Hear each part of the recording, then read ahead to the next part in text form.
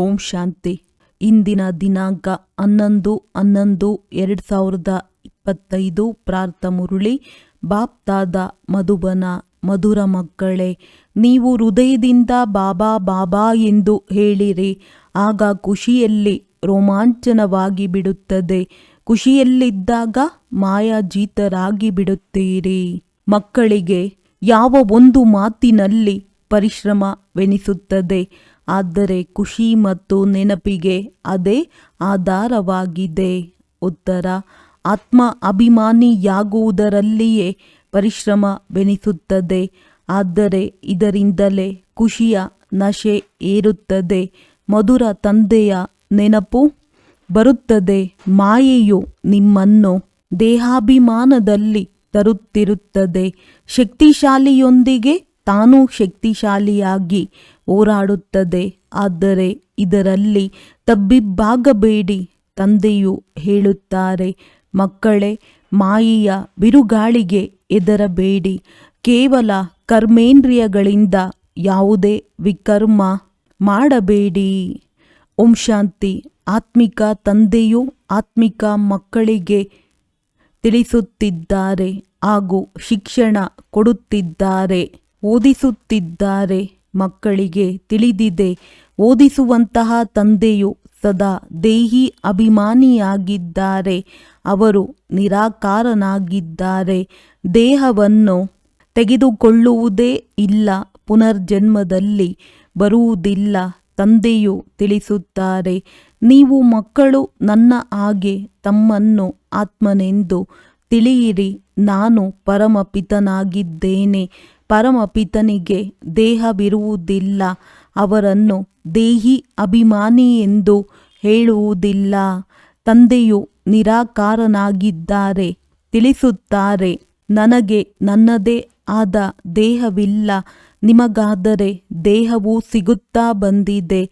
ಈಗ ನನ್ನ ಸಮಾನ ದೇಹದಿಂದ ಭಿನ್ನವಾಗಿ ಒಂದು ವೇಳೆ ವಿಶ್ವದ ಮಾಲೀಕರಾಗಬೇಕೆಂದರೆ ತಮ್ಮನ್ನು ಆತ್ಮನೆಂದು ತಿಳಿಯಿರಿ. ಮತ್ಯಾವುದೇ ಕಷ್ಟದ ಮಾತಿಲ್ಲ. ದೇಹಾಭಿಮಾನವನ್ನು ಬಿಟ್ಟು ನನ್ನ ಸಮಾನರಾಗಿ ಸದಾ ಬುದ್ಧಿಯಲ್ಲಿ ನೆನಪಿರಲಿ. ನಾವಾತ್ಮರಾಗಿದ್ದೇವೆ. ನಮಗೆ ತಂದೆಯು ಓದಿಸುತ್ತಿದ್ದಾರೆ. ತಂದೆಯು ನಿರಾಕಾರನಾಗಿದ್ದಾರೆ. ಆದರೆ ನಮಗೆ ಓದಿಸುವುದು ಹೇಗೆ? ಆದ್ದರಿಂದ ತಂದೆಯು ಈ ತನುವಿನಲ್ಲಿ ಬಂದು ಓದಿಸುತ್ತಾರೆ. ಗೋಮುಖವನ್ನು ತೋರಿಸುತ್ತಾರಲ್ಲವೇ? ಆದರೆ ಗೋವಿನ ಬಾಯಿಯಿಂದ ನೀರು ಬರಲು ಸಾಧ್ಯವಿಲ್ಲ. ಮಾತೆಗೂ ಸಹ ಗೋಮಾತಾ ಎಂದು ಹೇಳಲಾಗುತ್ತದೆ. ನೀವೆಲ್ಲರೂ ಗೋವುಗಳಾಗಿದ್ದೀರಿ. ಈ ಬ್ರಹ್ಮರವರು ಗೋವು ಅಲ್ಲ. ಬಾಯಿಯ ಮೂಲಕ ಜ್ಞಾನವೂ ಸಿಗುವುದು. ಎತ್ತಿನ ಮೇಲೆ ಸವಾರಿಯನ್ನು ತೋರಿಸುತ್ತಾರೆ. ಶಿವಶಂಕರ ಒಂದೇ ಎಂದು ಹೇಳಿಬಿಡುತ್ತಾರೆ. ನೀವು ಮಕ್ಕಳು ಈಗ ತಿಳಿದುಕೊಂಡಿದ್ದೀರಿ, ಶಿವಶಂಕರ ಒಂದೇ ಅಲ್ಲ. ಶಿವನು ಸರ್ವಶ್ರೇಷ್ಠನಾಗಿದ್ದಾರೆ. ಅವರ ನಂತರ ಬ್ರಹ್ಮ, ವಿಷ್ಣು, ಶಂಕರನಿದ್ದಾರೆ. ಬ್ರಹ್ಮರವರು ಸೂಕ್ಷ್ಮವತನವಾಸಿಯಾಗಿದ್ದಾರೆ. ನೀವು ಮಕ್ಕಳು ವಿಚಾರ ಸಾಗರ ಮಂಥನ ಮಾಡಿ ವಿಷಯಗಳನ್ನು ತೆಗೆದು ತಿಳಿಸಬೇಕು ಮತ್ತು ನಿರ್ಭಯರಾಗಬೇಕಾಗಿದೆ. ನೀವು ಮಕ್ಕಳಿಗೆ ಖುಷಿ ಇದೆ. ನಾವು ಈಶ್ವರನ ವಿದ್ಯಾರ್ಥಿಗಳು. ನಮಗೆ ತಂದೆಯು ಓದಿಸುತ್ತಾರೆಂದು ನೀವು ಹೇಳುತ್ತೀರಿ. ಭಗವಾನುವಾಚವು ಇದೆ, ಏ ಮಕ್ಕಳೇ, ನಿಮ್ಮನ್ನು ರಾಜಾದಿ ರಾಜರನ್ನಾಗಿ ಮಾಡಲು ಓದಿಸುತ್ತೇನೆ. ಬಲೆ ಎಲ್ಲಿಯಾದರೂ ಹೋಗಿರಿ. ಸೇವಾ ಕೇಂದ್ರಕ್ಕೂ ಹೋದಾಗ ತಂದೆಯು ನಮಗೆ ಓದಿಸುತ್ತಾರೆ. ನಾವೀಗ ಸೇವಾ ಕೇಂದ್ರದಲ್ಲಿ ಕೇಳುತ್ತೇವೆ. ತಂದೆಯು ಮುರುಳಿಯನ್ನು ನುಡಿಸುತ್ತಾರೆ ಎಂದು ನಿಮ್ಮ ಬುದ್ಧಿಯಲ್ಲಿದೆ. ಬಾಬಾ ಬಾಬಾ ಎನ್ನುತ್ತಾ ಇರಿ. ಇದು ಸಹ ನಿಮ್ಮ ಯಾತ್ರೆಯಾಯಿತು. ಯೋಗ ಶಬ್ದವು ಶೋಭಿಸುವುದಿಲ್ಲ. ಮನುಷ್ಯರು ಅಮರನಾಥ, ಬದ್ರಿನಾಥ ಮೊದಲಾದ ಕಡೆ ಯಾತ್ರೆ ಮಾಡಲು ಕಾಲ್ನಡಿಗೆಯಲ್ಲಿ ಹೋಗುತ್ತಾರೆ. ನೀವು ಮಕ್ಕಳಂತೂ ಈಗ ತಮ್ಮ ಮನೆಗೆ ಹೋಗಬೇಕಾಗಿದೆ. ಈಗ ನಿಮಗೆ ಅರ್ಥವಾಗಿದೆ. ಈ ಬೇಅದ್ದಿನ ನಾಟಕವು ಈಗ ಮುಕ್ತಾಯವಾಗುತ್ತದೆ. ತಂದೆಯು ನಮ್ಮನ್ನು ಯೋಗ್ಯರನ್ನಾಗಿ ಮಾಡಿ ಕರೆದುಕೊಂಡು ಹೋಗಲು ಬಂದಿದ್ದಾರೆ. ಸ್ವಯಂ ನೀವೇ ಹೇಳುತ್ತೀರಿ, ನಾವು ಪತಿತರಾಗಿದ್ದೇವೆಂದು. ಅಂದ ಮೇಲೆ ಪತಿತರು ಮುಕ್ತಿಯನ್ನು ಪಡೆಯುವರೆ. ಆದ್ದರಿಂದ ತಂದೆಯು ತಿಳಿಸುತ್ತಾರೆ, ಏ ಆತ್ಮಗಳೇ, ನೀವು ಪತಿತರಾಗಿದ್ದೀರಿ. ಅವರಂತೂ ಶರೀರವನ್ನು ಪತಿತವೆಂದು ತಿಳಿದು ಗಂಗೆಯಲ್ಲಿ ಸ್ನಾನ ಮಾಡಲು ಹೋಗುತ್ತಾರೆ. ಆತ್ಮವನ್ನು ನಿರ್ಲೇಪವೆಂದು ತಿಳಿಯುತ್ತಾರೆ. ತಂದೆಯು ತಿಳಿಸುತ್ತಾರೆ, ಮೂಲ ಮಾತೆ ಆತ್ಮದ್ದಾಗಿದೆ. ಪಾಪಾತ್ಮ ಪುಣ್ಯಾತ್ಮನೆಂದು ಹೇಳುತ್ತಾರೆ. ಈ ಶಬ್ದವನ್ನು ಚೆನ್ನಾಗಿ ನೆನಪಿಟ್ಟುಕೊಳ್ಳಿ, ತಿಳಿದುಕೊಳ್ಳಬೇಕು ಮತ್ತು ತಿಳಿಸಲು ಬೇಕಾಗಿದೆ. ಆದ್ದರಿಂದ ನೀವು ಮನೆ ಮನೆಯಲ್ಲಿ ಈ ಚಿತ್ರಗಳನ್ನಿಟ್ಟುಕೊಳ್ಳಿ. 84 ಜನ್ಮಗಳ ಚಕ್ರವು ಹೇಗೆ ಸುತ್ತುತ್ತದೆ ಎಂದು ಏಣಿಯ ಚಿತ್ರದಲ್ಲಿ ಬಹಳ ಸ್ಪಷ್ಟವಾಗಿದೆ. ಈಗ ತಂದೆಯು ತಿಳಿಸುತ್ತಾರೆ, ಮಕ್ಕಳೇ ಸತೋಪ್ರಧಾನರಾಗಿ ಈಗ ತಮ್ಮ ಮನೆಗೆ ಹೋಗಬೇಕಾಗಿದೆ. ಅಂದ ಮೇಲೆ ಪವಿತ್ರರಾಗದೆ ಮನೆಗೆ ಹೋಗುವಂತಿಲ್ಲ. ಆದ್ದರಿಂದ ಇದೇ ಚಿಂತೆ ಇರಲಿ. ಬಾಬಾ, ನಮಗೆ ಬಹಳ ಬಿರುಗಾಳಿಗಳು ಬರುತ್ತವೆ, ಮನಸ್ಸಿನಲ್ಲಿ ಬಹಳ ಕೆಟ್ಟ ಸಂಕಲ್ಪಗಳು ಬರುತ್ತವೆ. ಮೊದಲು ಬರುತ್ತಿರಲಿಲ್ಲವೆಂದು ಅನೇಕ ಮಕ್ಕಳು ಬರೆಯುತ್ತಾರೆ. ತಂದೆಯು ತಿಳಿಸುತ್ತಾರೆ, ನೀವು ಈ ಚಿಂತನೆ ಮಾಡಬೇಡಿ. ಮೊದಲು ನೀವು ಯುದ್ಧದ ಮೈದಾನದಲ್ಲಿರಲಿಲ್ಲ. ನೀವೀಗ ತಂದೆಯ ನೆನಪಿನಲ್ಲಿದ್ದು ಮಾಯೆಯ ಮೇಲೆ ಜಯ ಗಳಿಸಬೇಕಾಗಿದೆ. ಇದನ್ನು ಮತ್ತೆ ಮತ್ತೆ ನೆನಪು ಮಾಡುತ್ತಾ ಇರಿ. ಗಂಟು ಹಾಕಿಕೊಳ್ಳಿ. ಹೇಗೆ ನೆನಪಿರುವುದಕ್ಕಾಗಿ ಮಾತೆಯರು ಗಂಟು ಹಾಕಿಕೊಳ್ಳುತ್ತಾರೆ, ಮತ್ತೆ ಪುರುಷರು ಪುಸ್ತಕದಲ್ಲಿ ಬರೆದಿಟ್ಟುಕೊಳ್ಳುತ್ತಾರೆ. ನಿಮಗಂತೂ ಈ ಬ್ಯಾಡ್ಜ್ ಒಳ್ಳೆಯ ಸಂಕೇತವಾಗಿದೆ. ನಾವು ರಾಜಕುಮಾರರಾಗುತ್ತೇವೆ. ಇದು ವಿಕಾರಿಗಳಿಂದ ರಾಜಕುಮಾರರಾಗುವ ಈಶ್ವರೀಯ ವಿಶ್ವವಿದ್ಯಾಲಯವಾಗಿದೆ. ನೀವೇ ರಾಜಕುಮಾರರಾಗಿದ್ದರಲ್ಲವೇ? ಶ್ರೀಕೃಷ್ಣನು ವಿಶ್ವದ ರಾಜಕುಮಾರನಾಗಿದ್ದನು. ಹೇಗೆ ಇಂಗ್ಲೆಂಡಿನಲ್ಲಿಯೂ ಪ್ರಿನ್ಸ್ ಆಫ್ ವೇಲ್ಸ್ ಎಂದು ಹೇಳಲಾಗುತ್ತದೆ. ಅವು ಅದ್ದಿನ ಮಾತು. ರಾಧೆ ಕೃಷ್ಣರಂತೂ ಬಹಳ ಪ್ರಸಿದ್ಧರಾಗಿದ್ದಾರೆ. ಸ್ವರ್ಗದ ರಾಜಕುಮಾರ ಕುಮಾರಿಯರಾಗಿದ್ದರಲ್ಲವೇ? ಆದ್ದರಿಂದ ಅವರನ್ನು ಎಲ್ಲರೂ ಬಹಳ ಪ್ರೀತಿ ಮಾಡುತ್ತಾರೆ. ಶ್ರೀಕೃಷ್ಣನಂತೂ ಬಹಳ ಪ್ರೀತಿಸುತ್ತಾರೆ. ವಾಸ್ತವದಲ್ಲಿ ಇಬ್ಬರನ್ನೂ ಪ್ರೀತಿ ಮಾಡಬೇಕು. ಮೊದಲು ರಾಧೆಯನ್ನು ಮಾಡಬೇಕು. ಆದರೆ ಗಂಡು ಮಕ್ಕಳ ಮೇಲೆ ಹೆಚ್ಚಿನ ಪ್ರೀತಿ ಇರುತ್ತದೆ, ಏಕೆಂದರೆ ಮಗನು ವಾರಸುದಾರನಾಗುತ್ತಾನೆ. ಸ್ತ್ರೀಯರಿಗೂ ಸಹ ಪತಿಯ ಮೇಲೆ ಪ್ರೀತಿ ಇರುತ್ತದೆ. ಆದ್ದರಿಂದ ನಿಮ್ಮ ಪತಿಯೇ ನಿಮಗೆ ಗುರು ಈಶ್ವರನೆಂದು ಹೇಳುತ್ತಾರೆ. ಸ್ತ್ರೀಯರ ಬಗ್ಗೆ ಹೀಗೆ ಹೇಳುವುದಿಲ್ಲ.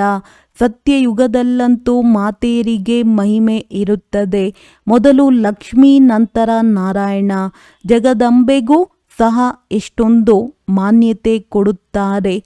ಸರಸ್ವತಿಯು ಬ್ರಹ್ಮನ ಮಗಳಾಗಿದ್ದಾರೆ. ಬ್ರಹ್ಮನಿಗೆ ಅಷ್ಟೊಂದು ಮಾನ್ಯತೆ ಇಲ್ಲ. ಬ್ರಹ್ಮನ ಮಂದಿರವು ಕೇವಲ ಅಜ್ಮೀರ್ನಲ್ಲಿದೆ. ಅಲ್ಲಿ ಮೇಳಗಳಾಗುತ್ತವೆ. ಜಗದಂಬೆಯ ಮಂದಿರದಲ್ಲಿಯೂ ಮೇಳವಾಗುತ್ತದೆ. ವಾಸ್ತವದಲ್ಲಿ ಇವೆಲ್ಲ ಮೇಳಗಳು ಮೈಲಿಗೆಯನ್ನಾಗಿ ಮಾಡುವಂಥದ್ದಾಗಿವೆ. ನಿಮ್ಮ ಈ ಮೇಳವು ಸ್ವಚ್ಛವಾಗುವಂತಹದ್ದಾಗಿದೆ.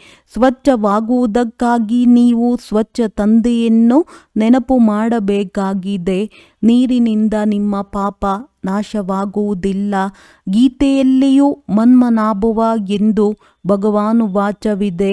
ಆದಿ ಮತ್ತು ಅಂತ್ಯದಲ್ಲಿ ಈ ಶಬ್ದವಿದೆ. ನೀವು ಮಕ್ಕಳು ತಿಳಿದುಕೊಂಡಿದ್ದೀರಿ. ನಾವೇ ಮೊಟ್ಟ ಮೊದಲು ಭಕ್ತಿಯನ್ನು ಆರಂಭಿಸಿದ್ದೆವು. ಸತೋಪ್ರಧಾನ ಭಕ್ತಿಯು ನಂತರ ಸತೋ ರಜೋ ತಮೋ ಭಕ್ತಿಯಾಗುತ್ತದೆ. ಈಗಂತೂ ನೋಡಿ, ಕಲ್ಲು ಮಣ್ಣು ಎಲ್ಲದಕ್ಕೂ ಪೂಜೆ ಮಾಡುತ್ತಾರೆ. ಇದೆಲ್ಲವೂ ಅಂಧಶ್ರದ್ಧೆಯಾಗಿದೆ. ನೀವೀಗ ಸಂಗಮದಲ್ಲಿ ಕುಳಿತಿದ್ದೀರಿ. ಇದು ತಲೆಕೆಳಕಾದ ವೃಕ್ಷವಾಗಿದೆ. ಇದರ ಬೀಜರೂಪ ತಂದೆಯು ಮೇಲಿದ್ದಾರೆ. ತಂದೆಯು ತಿಳಿಸುತ್ತಾರೆ, ನಾನು ಈ ಮನುಷ್ಯ ಸೃಷ್ಟಿಯ ಬೀಜ ರಚಯಿತನಾಗಿದ್ದೇನೆ. ಈಗ ಹೊಸ ಪ್ರಪಂಚದ ಸ್ಥಾಪನೆ ಮಾಡುತ್ತಿದ್ದೇನೆ. ಹೇಗೆ ಸಸಿಯನ್ನು ನಾಟಿ ಮಾಡುತ್ತಾರಲ್ಲವೇ, ವೃಕ್ಷದ ಹಳೆಯ ಎಲೆಗಳು ಉದುರಿ ಹೋಗುತ್ತವೆ, ಹೊಸ ಹೊಸ ಎಲೆಗಳು ಬರುತ್ತವೆ. ಈಗ ತಂದೆಯು ದೇವಿ ದೇವತಾ ಧರ್ಮದ ಸ್ಥಾಪನೆ ಮಾಡುತ್ತಿದ್ದಾರೆ. ಬಹಳಷ್ಟು ಎಲೆಗಳಿವೆ, ಎಲ್ಲವೂ ಬೆರಕೆಯಾಗಿ ಬಿಟ್ಟಿವೆ. ಅಂದರೆ ತಮ್ಮನ್ನು ಹಿಂದೂಗಳೆಂದು ಕರೆಸಿಕೊಳ್ಳುತ್ತಾರೆ. ವಾಸ್ತವದಲ್ಲಿ ಹಿಂದೂಗಳು ಆದಿ ಸನಾತನ ದೇವಿ ದೇವತಾ ಧರ್ಮದವರಾಗಿದ್ದಾರೆ.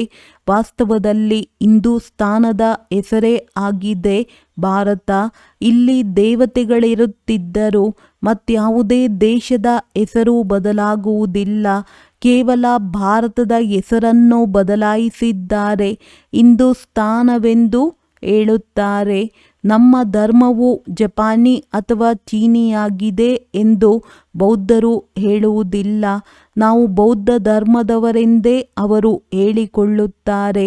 ಆದರೆ ನಿಮ್ಮಲ್ಲಿಯೂ ಯಾರು ಆದಿ ಸನಾತನ ದೇವಿ ದೇವತಾ ಧರ್ಮದವರೆಂದು ಹೇಳಿಕೊಳ್ಳುವುದಿಲ್ಲ.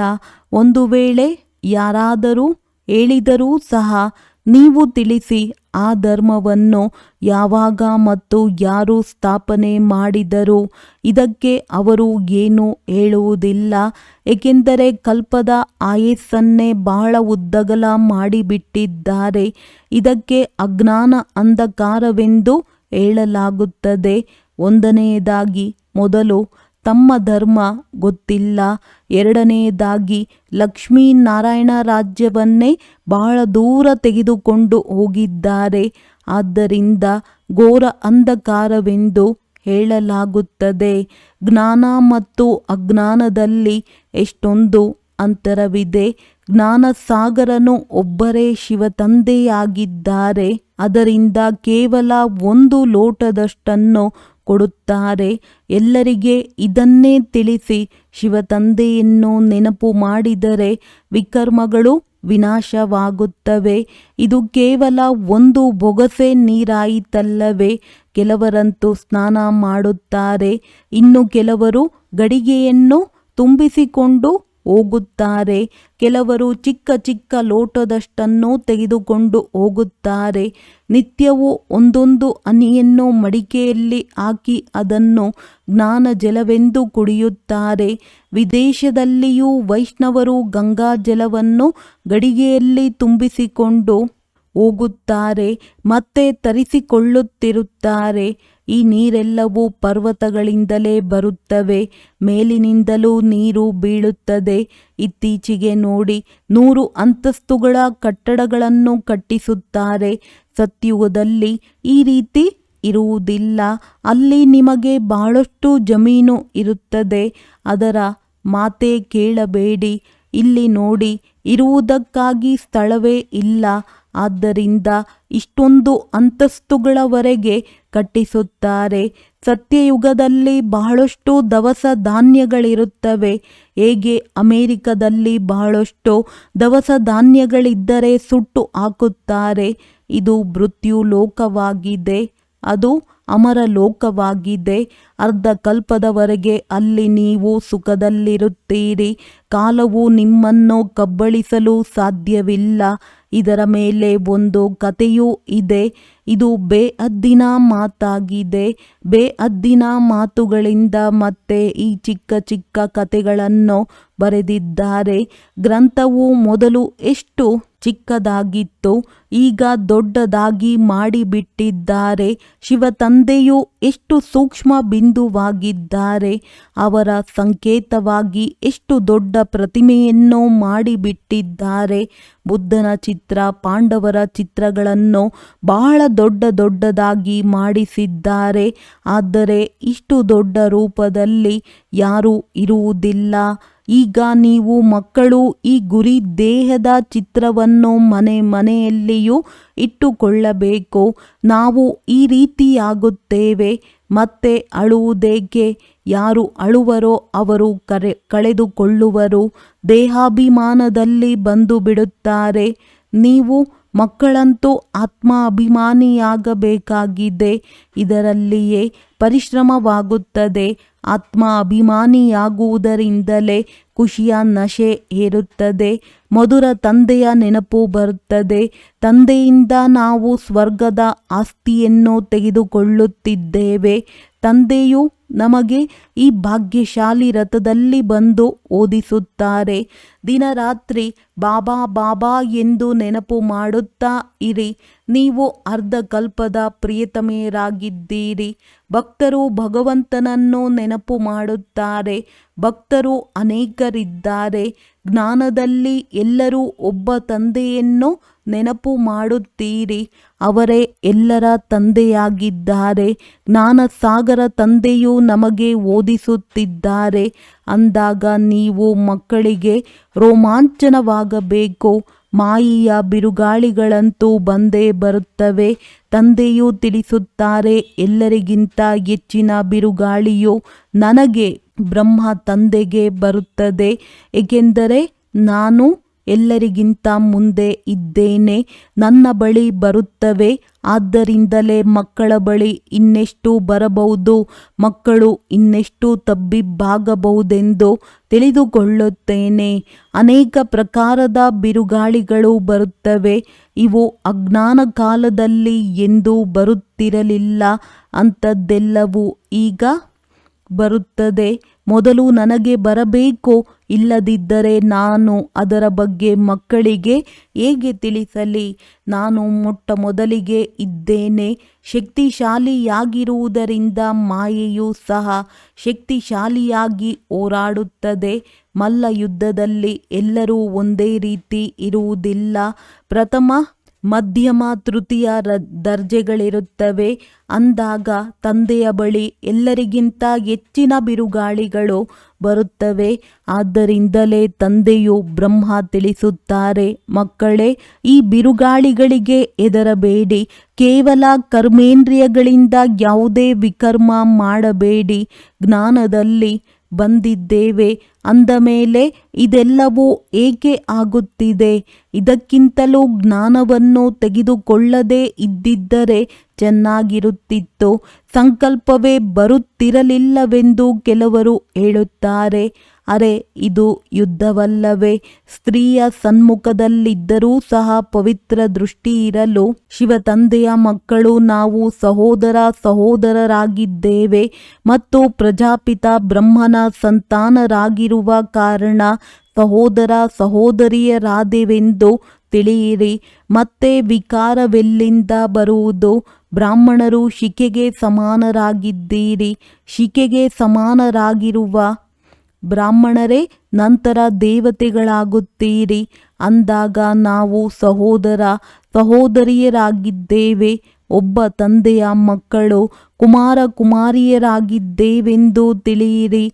ಒಂದು ವೇಳೆ ಇಬ್ಬರೂ ಕುಮಾರ ಕುಮಾರಿಯಾಗಿಲ್ಲವೆಂದರೆ ಅಲ್ಲಿ ಕಲಹವಾಗುತ್ತದೆ. ಅಬಲೆಯರ ಮೇಲೆ ಅತ್ಯಾಚಾರಗಳಾಗುತ್ತವೆ. ನನ್ನ ಪತ್ನಿಯು ಹೇಗೆ ಪೂತನ ಆಗಿದ್ದಾಳೆಂದು ಕೆಲವರು ಪುರುಷರು ಸಹ ಬರೆಯುತ್ತಾರೆ. ಬಹಳ ಪರಿಶ್ರಮವಿದೆ. ಯುವಕರಿಗಂತೂ ಬಹಳ ಪರಿಶ್ರಮವಾಗುತ್ತದೆ. ಅಂದಾಗ ಯಾರು ಗಂಧರ್ವ ವಿವಾಹ ಮಾಡಿಕೊಂಡು ಒಟ್ಟಿಗೆ ಇರುವರೋ ಅವರದ್ದು ಕಮಾಲಾಗಿದೆ. ಅವರು ಬಹಳ ಶ್ರೇಷ್ಠ ಪದವಿಯನ್ನು ಪಡೆಯುವರು. ಆದರೆ ಅಂತಹ ಸ್ಥಿತಿಯನ್ನು ಧಾರಣೆ ಮಾಡಿಕೊಳ್ಳಬೇಕು. ಜ್ಞಾನದಲ್ಲಿ ತೀಕ್ಷ್ಣವಾಗಿ ಹೋಗಬೇಕಾಗಿದೆ.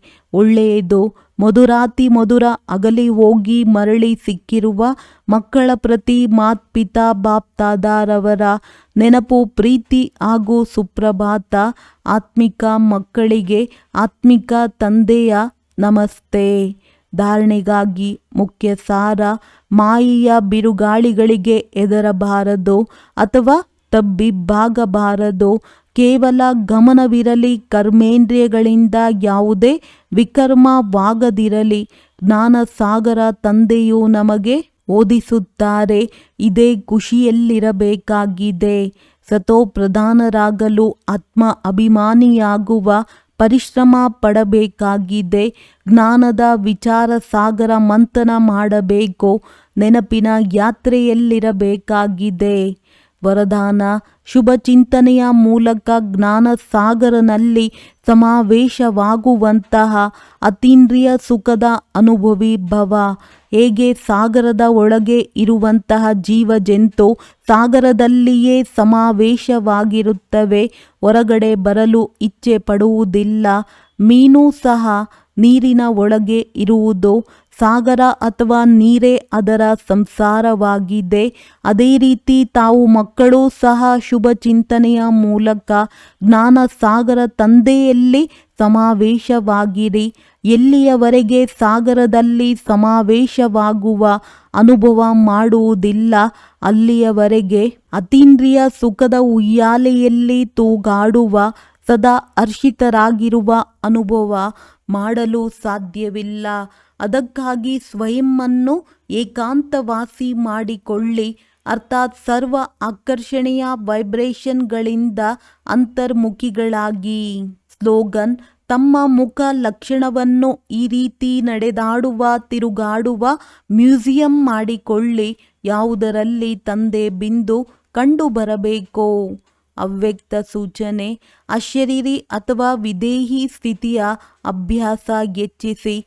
ತಮ್ಮನ್ನು ತಾವು ಶರೀರದಿಂದ ಭಿನ್ನ ಎಂದುಕೊಳ್ಳುವುದಕ್ಕಾಗಿ ಅವತಾರ ಎಂದುಕೊಳ್ಳಿ. ಅವತರಿತನಾಗಿದ್ದೇನೆ ಈ ಸ್ಮೃತಿಯಲ್ಲಿದ್ದು ಶರೀರದ ಆಧಾರದಲ್ಲಿದ್ದು ಕರ್ಮ ಮಾಡಿ. ಆದರೆ ಮಾಡುವಂಥವನು ಎಂಬ ಸ್ಮೃತಿಯಿಂದ ಭಿನ್ನರಾಗಿ ಕರ್ಮ ಮಾಡಿ. ನಾನು ಮಾಡಿದೆ, ನಾನು ಮಾಡುತ್ತೇನೆ ಈ ಸಂಕಲ್ಪವನ್ನು ಸಹ ಸಮರ್ಪಣೆ ಮಾಡಿ. ಆಗ ಕರ್ಮದ ಬಂಧನಗಳಲ್ಲಿ ಬಂಧಿತರಾಗುವುದಿಲ್ಲ. ದೇಹದಲ್ಲಿದ್ದರೂ ವಿದೇಹಿ ಸ್ಥಿತಿಯನ್ನು ಅನುಭವ ಮಾಡುವಿರಿ. ಒಳ್ಳೆಯದು. ಓಂ ಶಾಂತಿ.